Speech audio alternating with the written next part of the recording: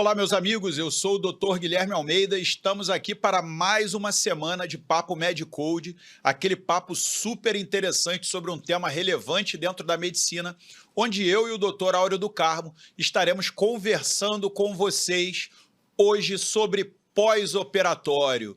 Hoje o Áureo joga em casa, né? Porque pós-operatório está dentro do ambiente de terapia intensiva que ele já está super acostumado, né? Apesar que o Áureo joga em múltiplas posições, né? Joga na neurologia, na cardiologia, na clínica médica, na terapia intensiva, na emergência. Então, hoje o tema pós-operatório super importante, né, dentro da medicina. Queria dar aí a boa noite para o Áureo. Tudo bem, Áureo? Tudo bem, meu amigo? Boa noite a todos aí do Papo MedCode. Pós-operatório é um assunto também muito importante na nossa prática. Eu costumo dizer que o pós-operatório é o filé da terapia intensiva, né? É aquele paciente que é gratificante para a gente, né? Em geral, é um paciente complexo, dependendo da cirurgia, é um paciente que demanda muito cuidado, mas é um paciente que o desfecho, em geral, é muito bom, né? Então, fica todo mundo feliz, né? Inclusive o dono do hospital, que vai receber também pelo Com paciente, certeza. E né? é o filé porque é o que sobrou de carne da cirurgia, né? Então, o que que acontece? Eu queria saber de você, principalmente em relação à questão logística, tá? Como é que funciona essa coisa do pós-operatório? Para alguém ir para um centro cirúrgico, tem que ter um lugar para ele ficar no pós-operatório. E aí eu queria que você começasse falando, dando essa pegada um pouco prática, como é que isso acontece? Isso é uma coisa automática? O cirurgião vai lá beijar sua mão? Como é que acontece isso? Não, hoje nos hospitais de médio, de grande porte, você tem as programações cirúrgicas já, às vezes com até mais de uma semana de antecedência, né? Mas em geral são dias de antecedência. Então você tem o mapa cirúrgico, né? O mapa cirúrgico nada mais é que a programação de cirurgias que vão ser realizadas naquele dia. E aí você tem cirurgias de várias complexidades diferentes. Você tem desde cirurgias simples, como por exemplo hernioplastias, colecistectomias, Até uma cirurgia de Whipple vai até tirar uma aí cirurgia de Whipple, né, de 8 horas de duração e que transplante. obviamente, transplante, e que obviamente o paciente vai precisar de suporte intensivo no pós-operatório, né? Então, em geral, quando a cirurgia exige um cuidado maior, né, uma internação em terapia intensiva, em geral, o setor é avisado com antecedência, E é você bloqueia o solicitado leito. também e você bloqueia o leito para que esse E paciente se não faça tiver o leito, não tem pós-operatório ali. cirurgia. Muitas das vezes, infelizmente, isso acontece. Você não tem o leito, tem que ter um pós-operatório feito em ambiente de terapia intensiva, e aí, para a segurança do paciente, a cirurgia em geral é remarcada, quando não é uma cirurgia de emergência nem de urgência, né? Agora eu vou te fazer uma pergunta que me remete a uma imagem. Eu gosto muito de Olimpíadas, ano que vem nós vamos ter Olimpíadas em Paris, e eu gosto muito de atletismo, revezamento 4x100, eu acho sensacional, aquela coisa de passar o bastão e tal. Eu queria saber o seguinte, como é que é essa coisa do revezamento anestesista-intensivista? Porque o paciente vai sair dos cuidados de um e vai para o cuidado do outro. Como é que é isso na prática? É. Na prática, você tem vários cenários, né? Você tem o cenário ideal, que muitas das vezes acontece. Em vários hospitais, o cenário é o mais parecido com o ideal possível, né? Porque é o que eu falei, né? A cirurgia hoje, as cirurgias complexas, são os melhores tickets que a gente tem dentro do hospital, né? Ticket que a gente diz é em termos de ganho, né? De ganho financeiro para o Até hospital de imagem e também, né? até de imagem, né? Então, em geral, as equipes se relacionam muito bem nesse tipo de procedimento, né? Mas é óbvio que a gente tem cenários diferentes, né? Você tem, por exemplo, cenários em que o paciente é submetido a uma determinada cirurgia, não tem relato de complicação nenhuma, e aí você vai ver o paciente chega lá hipotenso, né, hipocorado, aí você vê o hematócrito dele de entrada da cirurgia de 30 a 32 e de saída de 15, né? E sem o relato de nenhuma complicação hemorrágica, né? E o paciente às vezes chega no CTI também hipotenso, com anúrico, né? E aí você vai pegar o registro lá do anestesista, né? Entraram mais de 3.000 ml lá de cristalóide, por exemplo, e diurese zero, né? Então, muitas das vezes isso acontece, infelizmente acontece. Mas tem acontecido cada vez menos, né? Em geral, o suporte é um suporte contínuo. né? E o ideal é que ele seja feito até antes da cirurgia, né? Paciente que você citou aí, por exemplo, cirurgia de Whipple. É uma cirurgia que é eu chamo de hemibarriguectomia, né? Você Tira metade da barriga do paciente. Então, assim, é um grande passo para o paciente se desnutrir, obviamente. Fora a agressão, né? Fora a resposta atropelado por um metabólica. caminhão. Fora isso, né? A resposta metabólica já é um intenso catabolismo. E aí o paciente também tem o problema de absorção, ele não absorve os nutrientes. Então, esse paciente ele deve ser muito bem preparado no pré-operatório. Quando o anestesista te entrega o paciente, você vê isso acontecer efetivamente ou você nem vê o anestesista? Não. Em geral, o anestesista passa o caso, ele te entrega. Né? O certo é esse. O certo é o anestesista e o cirurgião passarem o caso para o médico da terapia intensiva. Acontece? Isso acontece, tá? Na maioria absoluta das vezes, né? Em alguns casos não, né? E aí tem várias explicações que para mim são esdrúxulas, né? Porque na verdade você está com um paciente complexo ali e você tem que ter toda a equipe assistente conversando e falando a mesma língua. E aí quando você recebeu o paciente, posicionou ele lá dentro do CTI, vai começar do zero. Você vai rever o caso todo, vai examinar o paciente todo. Claro, com certeza. Vai rechecar os exames pré-operatórios. Isso. Vai começar a solicitar os exames pós-operatórios. Tenta passar para mim um pouquinho desse cenário. Assim, obviamente, cada paciente é um paciente e você vai direcionar também os seus cuidados, né? Uma coisa é você examinar um paciente que veio num pós-operatório de uma cirurgia complexa, mas uma cirurgia oncológica, uma gastrectomia, por exemplo, né? Que é uma cirurgia complexa, mas que é uma cirurgia que raramente complica, né? E aí você recebe um paciente sem o relato de complicação, né? E vai examinar o paciente não está taquicárdico, não está hipotenso, está com uma diurese. Primeira coisa é sempre assegurar o vital, né? É o suporte básico de vida, né? Você tem que fazer, assegurar o vital. Exatamente. Então, os sinais vitais são muito importantes, obviamente, o nível de consciência, né? O paciente, em geral, ele já chega no CTI recuperado da anestesia. É isso que eu ia te perguntar. Alguma medida pós-anestésica geralmente fica para o intensivista? Não. Aí depende do caso. Por exemplo, cirurgia cardíaca. Cirurgia cardíaca eu prefiro receber o paciente entubado e sedado, né? Porque a maior resposta inflamatória vai acontecer 6 a 12 horas depois da cirurgia. Então, é muito melhor você ter esse paciente, por exemplo, controlado na mão do que você ter que reentubar. E muitas das vezes de madrugada, onde a equipe não está toda ali e tal, né? A vigilância não é a mesma, né? Então, muitas das vezes a gente prefere receber o paciente entubado. A gente estuba de madrugada, se for o caso, né? Mas é depois que passou essa cascata inflamatória, né? Agora, a maioria dos pacientes de cirurgias não cardíacas, a gente recebe estubado, já acordado, interagindo, né? Às vezes um pouco lento ainda, mas já com um grau de interação bom. Perfeito. Né? Então, a avaliação do nível de consciência e dos sinais vitais, para mim, inicialmente, é o mais importante. Aí eu queria que você falasse um pouquinho de uma situação especial, né?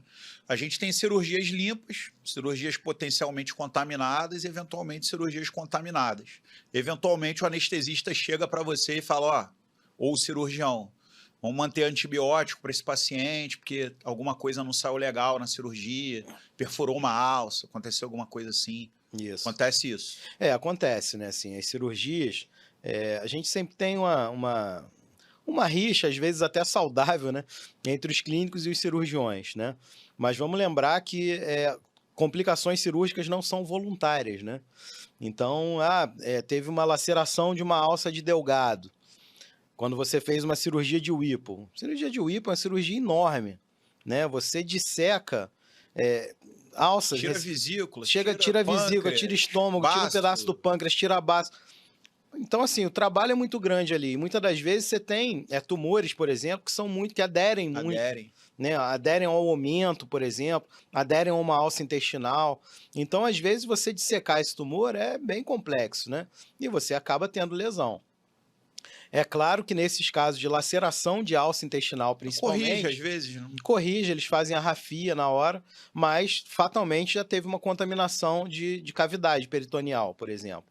Né? E aí está indicado manter um esquema antibiótico. E é avisado. E avisar, o cirurgião tem que avisar, obviamente. Você não tem como adivinhar. Não tem como adivinhar, só quem está no ato operatório mesmo. Né? Aliás, essa rixa de clínicos e cirurgiões... Você sabe como é que se esconde uma nota de R$100 de um cirurgião? Do cirurgião bota dentro do Harrison ou do Cécio, né? Do cirurgião você bota dentro do livro de clínica médica que ele não vai encontrar a nota de R$100 ou R$200. E como é que você esconde a nota de R$200 do clínico? Nem precisa esconder, vai achar que é do Banco Imobiliário. Você não precisa esconder, ele nunca viu uma. Ele vai falar, nota de 200, existe? Não existe. E do anestesista? O anestesista você não esconde, ele vai encontrar de qualquer jeito. Agora é Pix, né? Pix, então ficou mais fácil para anestesista agora. E nota de 200 para anestesista é muito pouco, né? 200 ele gasta para comprar pão. Exatamente. Bom, até para a gente continuar esse nosso assunto aí do pós-operatório, queria que você falasse um pouquinho sobre principais complicações e em relação à ferida operatória. Os cirurgiões passam visita depois, manda um auxiliar, um outro cirurgião, para passar a visita nesse paciente em pós-operatório. Como é que essa relação, ele é aquela visita fantasma, que ele passa e ninguém vê, ou ele vai lá e fala com você, tá assim, tá assado? Em terapia intensiva isso acontece, né? Passa a visita efetivamente, né? Na medicina privada, é óbvio que isso é muito mais frequente, né? E muito mais cuidadoso, né? Porque aquele paciente está ali sob os cuidados do cirurgião, na verdade. A responsabilidade pós-operatória continua sendo dele. Continua sendo dele. Então ele está no ambiente de terapia intensiva, mas o cirurgião é que fez o ato. Lembrar que no código de ética médica é isso, né? O seu ato, você é responsável até o final. Exatamente. Não terminou com a cirurgia. Delegar. A cirurgia não acabou. Em hospitais públicos, é óbvio que isso não tem a mesmo controle, né? Mas lá no Gafré, até por eu já estar também na chefia já há um tempo e tal, e cobrar isso dos cirurgiões, então isso acontece. Eles vão lá, checam a ferida. É claro que assim, não é ainda o ideal. Não leva o estetoscópio. Não, e outra, não vai o staff, né? Vai o residente. É isso que eu te perguntei. Nada contra o residente, né? O residente ele tá ali para aprender e tal, mas até por causa disso, ele não tem que ir sozinho, estetoscópio, logicamente, leva, né? Porque ele vai até escutar o abdômen. Peristaltoscópio. Ele é um peristaltoscópio, exatamente. Né? Você pergunta para que serve esse instrumento aqui? Para ouvir peristalse, ponto. Então, assim, o ideal é que o staff veja. O staff tem mais experiência, né? Então, ele vai identificar, vai se antecipar o problema, né? Então, se você tem uma complicação pós-operatória de laparotomia, por exemplo, né? A complicação que for, você vai ter uma diminuição de peristalse. E isso nem sempre o ouvido mal treinado pode detectar num tempo bom, né?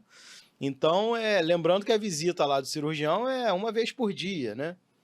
Então, ele vai passar lá 9 horas da manhã, auscultou a peristalse, tem peristalse. O abdômen não está tenso. Mas quem veio ontem foi o outro residente. Então, a peristalse de ontem já estava melhor do que a de hoje. Não hoje tem peristalse, exatamente. Então, assim, o ideal é ser o staff, né?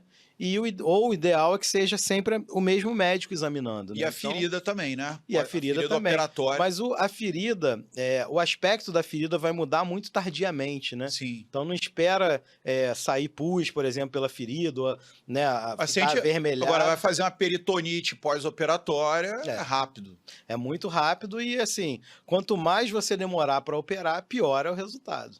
Com certeza. Então, às vezes tem uma alça rompida e não sabe. Exatamente. E é o mais comum, né? E às vezes alças pequenas, né? Lembrando aí que a gente produz secreção entérica numa quantidade grande, né? E às vezes diariamente. Despercebido mesmo. Você encostou ali, bisturi. Você não vê na hora. Né? É igual a pequenos sangramentos, a mesma coisa. Né? Na hora ali você não vê sangramento nenhum, visível, né? Mas está ali coletando ali, 10 ml por hora, né? E aí vai. Em 24 horas você já vai ter ali um copo inteiro de sangue ali, né? Você costuma ter algum tipo de mudança no seu comportamento em relação a pedido de exame no pós-operatório? O pós-operatório... Estou falando em relação comparado a um paciente de terapia intensiva. O pós-operatório é um paciente mais dinâmico, né? É um paciente onde as coisas acontecem mais rapidamente. Então, tem determinadas cirurgias que você precisa fazer mais de um exame no pós-operatório imediato. Por exemplo, cirurgia, tiroidectomias, por exemplo, ou paratiroidectomias. Você está sujeito a distúrbios hidroeletrolíticos que ameaçam a vida, né? Com certeza. Então, você tem que fazer a dosagem de eletrólitos ali às vezes até de 3 em 3 horas, e corrigir os eletrólitos, né? 3 em 3 ou de 6 em 6 horas, e corrigir esses eletrólitos. Então, cada cirurgia é uma cirurgia. O normal lá do GAFRE, que é o CTI que eu trabalho, são laparotomias, são cirurgias oncológicas, eventualmente cirurgias torácicas e neurocirurgias, né? A gente não tem, por exemplo, cardíacas, né? Então, em geral, a nossa rotina ortopédica tem também. Em geral, a nossa rotina é mais tranquila em relação a esse tipo de vigilância, né? Vigilância por exame complementar. Porque o paciente está na nossa mão, a gente tem uma máquina que faz gasometria arterial dentro do CTI. Então a gente coleta e faz a gasometria ali dentro. Na gasometria a gente consegue ver sódio, consegue ver potássio, consegue ver cloreto, lactato, né? Então, para a gente, o paciente estando dentro do CTI, raramente a gente precisa de mais do que um exame do laboratório geral, por exemplo, mais do que um exame no pós-operatório imediato, né? Então a gente recebe um paciente, por exemplo, de tarde, faz aquele exame ali, né, laboratorial, e a rotina é para o dia seguinte. Em geral é isso. Mas tem no caso da tireoidectomia, paratireoidec, que a gente... E a equipe multidisciplinar, por exemplo, a nutrição, a fisioterapia, eles pegam as informações diretamente com o intensivista? Pegam e assim... Com o intensivista, eles não têm contato direto? Lá no GAFRE, a gente tem fisioterapia 24 horas por dia. Então, o fisioterapeuta está de plantão junto com o intensivista. Então, na hora que o cirurgião e o anestesista vão passar, ele está do lado. O fisioterapeuta está lá. Está do lado. Se o paciente está em ventilação mecânica, o fisioterapeuta que já vai programar ali o... já a fisioterapia é mais dinâmica. A nutrição talvez seja uma coisa mais estática e não faça tanta diferença, porque a avaliação dela não vai mudar. Ela quer saber se você liberou a dieta ou não liberou. Exatamente. Qual a consistência, via, etc. E vai querer só detalhes do caso para... Isso. A decisão, no primeiro momento, é nossa, né? Os intensivistas é que tomam essa decisão. E depois ela vai acabar pegando as curvas, se ele está se recuperando nutricionalmente. No dia seguinte vai passar lá, vai fazer a avaliação nutricional dela, né? E aí vai continuar aí o acompanhamento nutricional. Isso a gente está falando de cirurgias grandes, né, gente? Porque tem cirurgia, você falou tireoidectomia, eventualmente, se for uma tireoidectomia... simples, né? Simples, vai embora dia seguinte. Não vai nem ficar no CTI, vai pro quarto. Isso. Né? Em geral, sim, né? No CTI vão aqueles bócios, né? Grandes. Cirurgias maiores, mais complicadas, né? Com alta chance de complicação. Fazer paralisia de laringe recorrente ou hipoparatiroidismo. Né? Exatamente. Bom, então, super satisfeito com essa coisa do pós-operatório. Eu acho que a gente conseguiu trazer uma visão muito mais prática, né, de como acontece, né, principalmente para quem vai trabalhar em terapia intensiva ou já trabalha e está começando, ou quem trabalhou há muito tempo, como eu, né, que já não dou plantão de CTI há muitos anos, mas tinha uma rotina diferente do que é realizada hoje. Hoje as estruturas multidisciplinares são muito melhores, né? E até as relações humanas melhoraram bastante, na minha opinião, né? Dessa coisa do contato com os outros médicos e até com os outros profissionais da área de saúde. E eu fiquei super satisfeito. O que você achou, Áureo? Não, muito satisfeito também. Para dar aí o último recado, né? Obviamente, que eu sempre gosto de fazer isso, né, de frisar o que é importante. Pós-operatório, a gente tem que pensar sempre na dor que o paciente está sentindo, né? Qualquer tipo de cirurgia que se faça é um procedimento doloroso, que vai ser doloroso, vai ter uma cicatriz, né? Vai ter um corte, vai ter uma cicatriz. E, obviamente, isso dói, né? Então, o cuidado que é hoje um marcador de qualidade da assistência, né? O controle da dor do paciente. Então, lembrar que é um procedimento doloroso, né? E já pegando esse gancho, qual é o tema do Papo Medicode da semana que vem? É isso aí. Sedação e analgesia. Beleza. Então, controlar muito bem a dor do paciente nesse pós-operatório. E uma tendência mais moderna, vamos dizer assim, dos pós-operatórios mais complexos hoje é fazer menos volume. Né? Antigamente a gente fazia muito volume no paciente, né? Você imagina uma cirurgia de Whipple, que o paciente está ali com a barriga aberta 8 horas, né? Então a perda que não tem ali, né, de líquido do paciente, então a gente fazia volume meio sem critério, né? E hoje a gente sabe que fazer volume prejudica mais do que ajuda, né? Você faz ali sequestro, às vezes, ali na cavidade abdominal e piora, né, mais do que melhora aí o paciente. Então, acho que são os dois grandes recados aí de hoje. Beleza, então aqui no Papo Medcode é igual série da Netflix, você tem uma sequência lógica aí, o Áureo já deu a chamada. Semana que vem a gente vai falar sobre sedação e analgesia. Não perca a continuação dessa história. Guardo vocês semana que vem. Um abraço e até lá.